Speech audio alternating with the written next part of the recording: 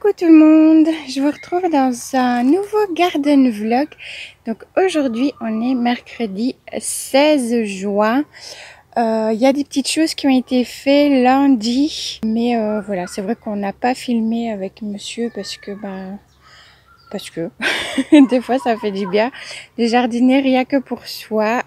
J'ai besoin aussi de pouvoir m'adonner à ma passion sans forcément attraper systématiquement chaque fois aussi le téléphone ici en l'occurrence. Mais c'est avec plaisir que je vous partage quand même tout ça avec le résultat terminé. Donc lundi on est allé acheter du paillage et on a choisi, alors je vais essayer de vous montrer, c'est pas du chanvre, c'est du lin. Voilà, on a choisi le lin. On voulait savoir la différence et on nous a conseillé du coup le lin puisque il retient plus l'eau en fait. Voilà, donc il va absorber plus de quantité d'eau. Donc on nous a dit que c'était pas mal pour les fraisiers et vous allez voir que ça leur a fait du bien. Je vous montre ça juste après. Donc pour vous montrer un petit peu, le lin c'est coupé très finement.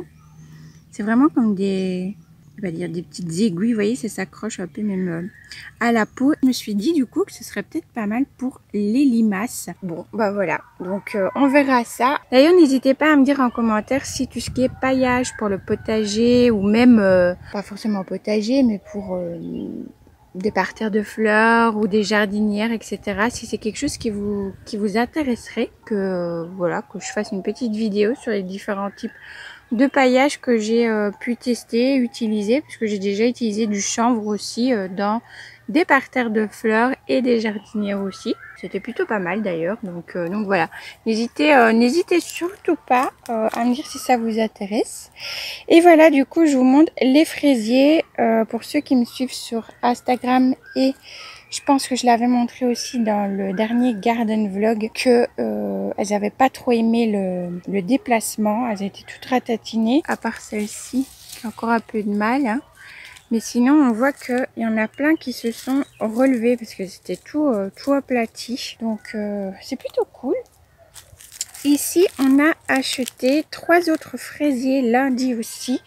Je vous ai gardé l'étiquette pour vous montrer. Donc, c'est la... je sais pas si vous verrez quelque chose avec le... Voilà, on va faire comme ça. La Bubble Berry.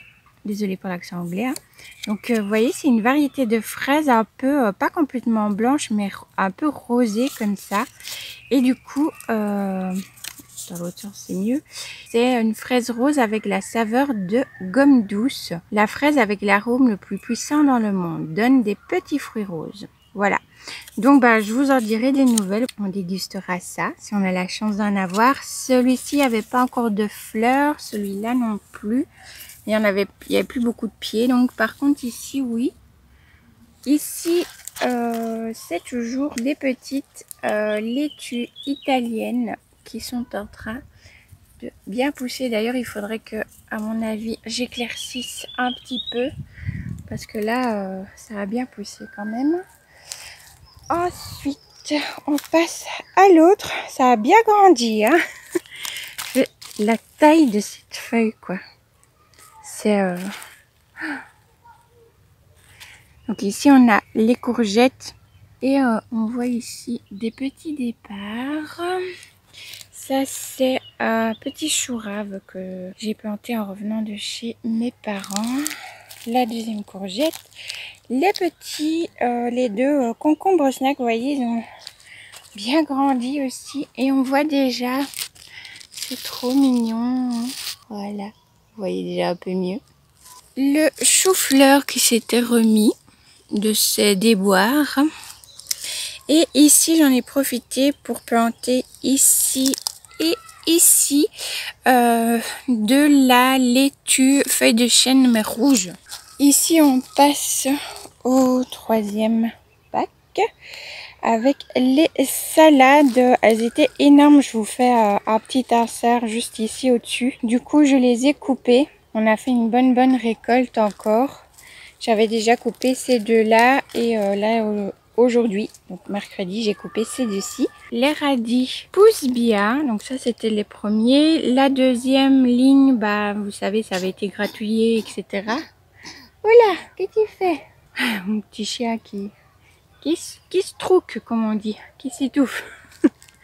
Rassurez-vous, il s'étouffe pas, voilà. Il est là. Voilà, vous voyez, hop là, position repos. Tout va bien. Donc, je disais ici, ça avait été gratouillé. Donc, où vous voyez des petits ronds comme ça, bah, c'est simplement moi qui suis venue, pardon, ressemer tout simplement des radis. Celui-ci, on voit que il est bien gros. Donc, à mon avis, on va le prendre aujourd'hui. Ici, la 3e ligne de radis que j'ai semé plus tard. Et toujours les 4 plants de tomates noires de Crimée. Et le dernier, le voici. Les 2 lignes de carottes qui poussent. On avait déjà un petit peu éclairci et il va falloir qu'on le refasse. Ici, les 2 plants d'aubergines qui ont bien grandi aussi. Et alors, je sais pas, j'essaie de vous montrer. Je dis chaque fois, je sais pas si vous allez voir, mais j'ai peur avec le soleil. En fait, ça fait des épines. Alors ça, par contre, je l'avais oublié. Et en dessous aussi. Oui, ça pique. Hein. Et oui, Priscilla, ça pique. Ce sont des épines. Les 2 fenouilles. Et alors, celui-là, c'est le plant de tomates Roma. Et les 3 de tomates cerises différentes, 2 rouges et une jaune. Et là, on a déjà les fleurs qui sont là. C'est pas si cool ça? Mais oui. La fille trop contente parce qu'elle a des fleurs sur ses plants de tomates quoi. Et oui. Et on a acheté, je vous montre, un Noya appelé Oyo O2LO. Enfin en tout cas de la marque qu'on a acheté, c'est les potagers de Thomas, la marque. Donc ici c'est une petite d'1,5 litre, donc il disait que pour 1,5 litre ça diffusait jusqu'à 45 cm en rayon, donc tout autour ça va diffuser jusqu'à 45 cm plus ou moins. J'ai pas osé prendre une plus grosse, pourquoi? Parce qu'il y a déjà le prix. Celle-ci c'est une petite d'1,5 litre, c'est déjà quand même 18 €. Et je voulais tester pour voir si déjà je voyais une différence. C'est pour ça que j'ai mis aussi près des tomates parce que les tomates ont besoin de beaucoup d'eau. Donc on a une partie ici avec voilà, ces tomates-ci qui vont avoir tout près aussi en diffusion un peu continue grâce à l'Oya de l'eau. Et les 2 autres là n'en ont pas et celle-là non plus. Donc voilà, je vais voir un peu si ça fonctionne bien. Si ça fonctionne bien, je vais essayer la technique. Alors je ne sais plus c'est qui avait fait au fait des Oya maison avec simplement des pots en terre cuite. Même s'il est troué, elle mettait un bouchon de liège en dessous qu'elle scellait. Et du coup comme ça l'eau ne passait pas. Et elle se faisait comme ça des Oya. Donc rempli ce matin. Ça avait déjà diminué depuis hier quand on avait re-rempli. Donc voilà, pour la petite Oya, je vous donnerai des nouvelles de ce que j'en pense. Même si à mon avis, ce sera plutôt pas mal. Qu'est-ce qui a été fait d'autre? Ici, monsieur avait rangé un peu du bordel et a maintenu la bâche ici pour les mauvaises herbes. On ne sait pas au fait si on va mettre des copeaux partout ou des petites pierres grises, blanches, voilà. On a acheté aussi ces petits pas japonais. Moi j'adore ces trucs là. J'ai demandé à monsieur si on pouvait prendre plutôt ceux-là. Et du coup on en a 4. Vraiment au début au fait. Cette main là, petit loup. Je reprends ça. C'est pour ramener de l'autre côté. Hop. Désolée pour le bruit. Et ici, j'ai ressemé 2 petites choses. Ici, du cerfeuil. Ça se sème à la volée. Alors, je ne l'ai pas fait directement en terre parce que justement, je voulais tester. Parce que le cerfeuil, pardon, je trouve ça quand même un petit peu compliqué. Enfin, l'année dernière, j'en avais eu, mais pas beaucoup et pas longtemps. Donc voilà, si vous avez des petits conseils pour le cerfeuil, n'hésitez surtout pas. Là, donc je l'ai mis ici au soleil. Et j'ai semé également du cresson à la volée aussi. Pareil, j'ai mis dans ce petit pot-ci pour tester. Il fallait que ce soit mis, j'espère que vous m'entendez bien. Il fallait apparemment le cresson le mettre dans un endroit frais et ombragé. Et ce petit coin-ci, Bah, c'est justement le petit coin qui garde un peu de l'ombre au fil de la journée. Mais ça reste ensoleillé quand même. Voilà. Donc j'ai mis là et puis on verra ce que ça donne. Et on a acheté aussi, on les a mis là, ceci. Et en fait ce sera pour venir, vous voyez, faire un arrondi pour voilà, délimiter le coin un peu aromatique, capucine, etc. Donc voilà, c'est terminé pour aujourd'hui avec le petit récap de ce qui a été fait le lundi et aujourd'hui. Et je vous laisse du coup avec la suite du vlog.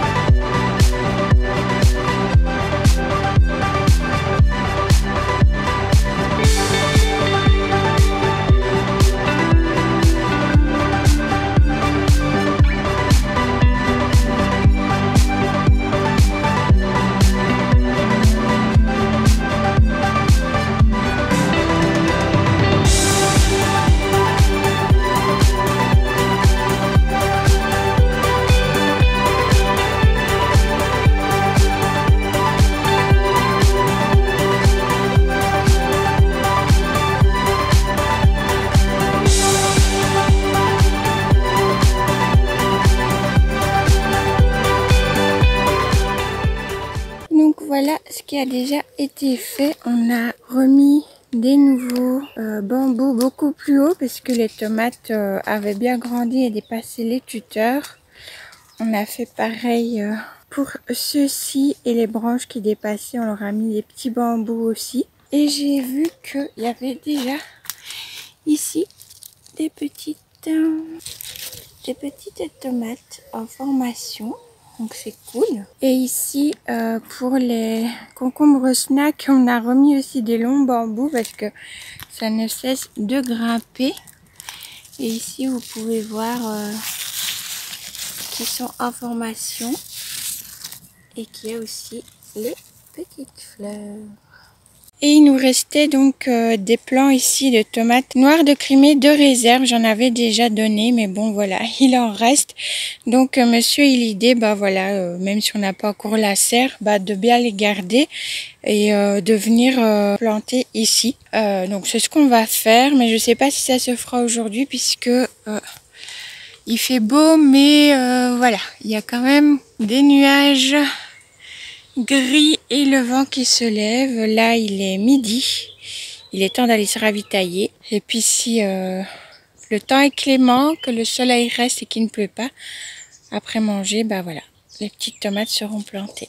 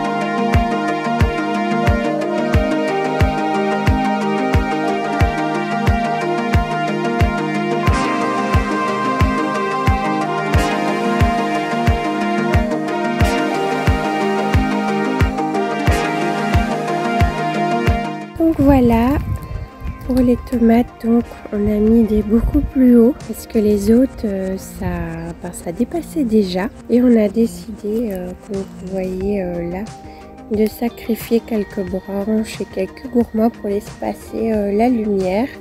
Et on a remis aussi sur les concombres des plus hauts.